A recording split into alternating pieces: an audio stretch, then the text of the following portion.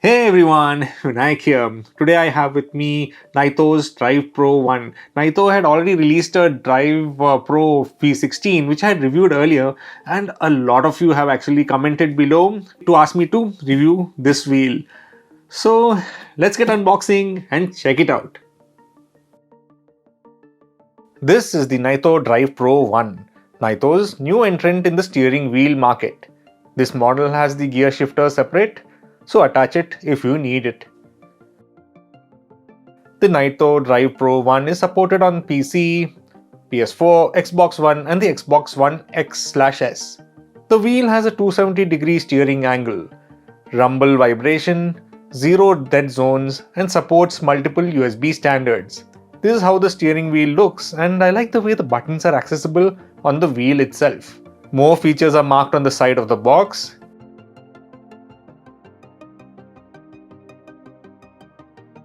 I just love the box design. Let's open it up and look at what's inside. Play hard, Nitho's tagline. Here's the first item, the gear shifter. The chrome finish gives it a nice premium look. The gear shifts are only up and down as you would have it in an automatic vehicle. The rear has this connector where you would connect to the wheel, and this is the cable you would use. The screw opens up to allow mounting to a table. Here are the pedals, they look really nice.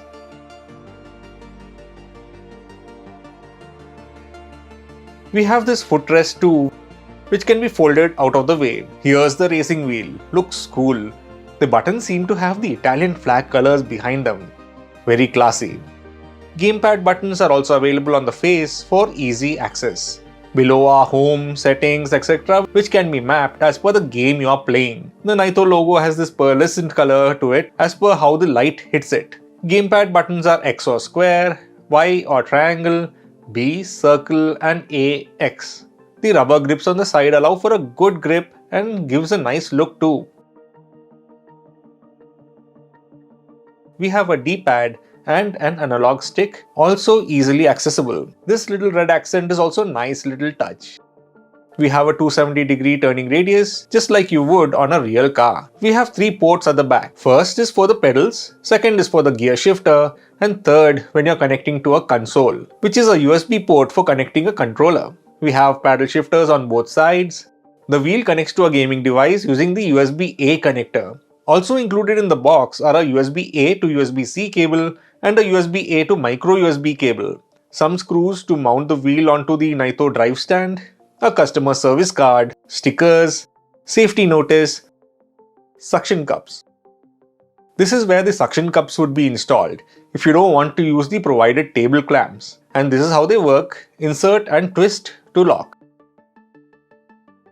I had problems with it not sticking to the table because of this mat here, so I went back to the clamps. These clamps open up by using these twistable screws on top, one for each side.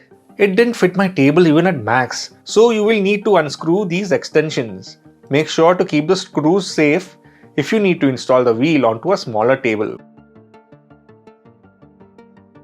And once the extensions were removed, it worked perfectly. Similarly, if your gear shifter doesn't fit, you can remove the top of the screw, and now this fits too. Nice and snug, it's not going anywhere. Now to install the pedals, just connect this cable to the port at the back. Now the gear shifter, plug in the racing wheel to a USB port on your PC, and done. You will notice this purple light here. The wheel is now in D input mode.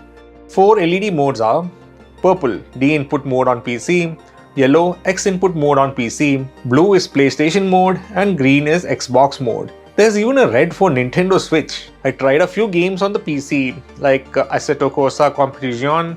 This game has a learning curve. You can't just flat out drive at max speed. And this is how the pedals are. Spacing felt a little too small for me, and being used to an actual car, I could not use one foot for both pedals, and instead I used one per pedal. Now for Forza 4, I had problems with the Steam version as the wheel was not being displayed as a controller.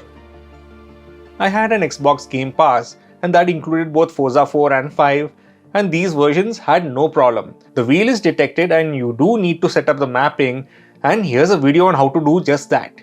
And now the game is working really well. If your game doesn't recognize the wheel like Dirt 3, Then you need to switch the wheel to X input mode. This allows you to play the game, but you lose the precision that D input mode provides. Just hold down the home button here for a few seconds and the wheel switches to X input mode. Now Dirt 3 works with a considerable dead zone, but still playable. Do note that when the wheel is in D input mode, there are no vibrations or rumble feedback. But if you switch to X input mode, you get the vibrations, but the wheel is not as responsive. D input is for more precision and X input is for arcade style play. Now let's check out how the wheel works on the PS4. You will need to connect a controller to the wheel using a USB-A to micro USB cable. The USB-A cable from the wheel goes to the PS4. Now turn the console on and use the home button, which is equivalent to the PS button. The LED glows in blue, indicating it's in PlayStation mode. Now the wheel is detected and you can swipe through the interface using the D-pad or even the analog stick. Here's how we can control the interface within Gran Turismo.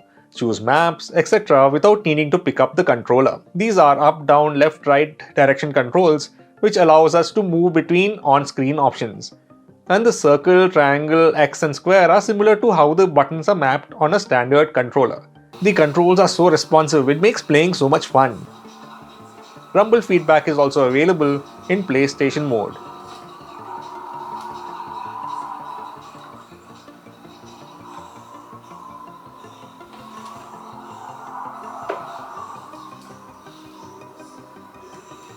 So that was the Nitho Drive Pro One, a great new addition to the Nitho steering wheel line. And Nitho suggests playing in D input mode on the PC, but if you want the rumble effects, then you will need to switch to X input mode.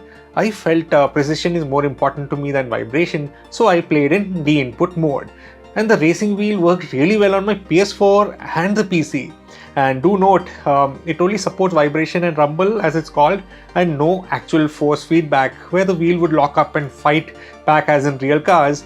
But force feedback racing wheels cost 3 to 5 times as much. Games were fun to play and the controls were stable and accurate.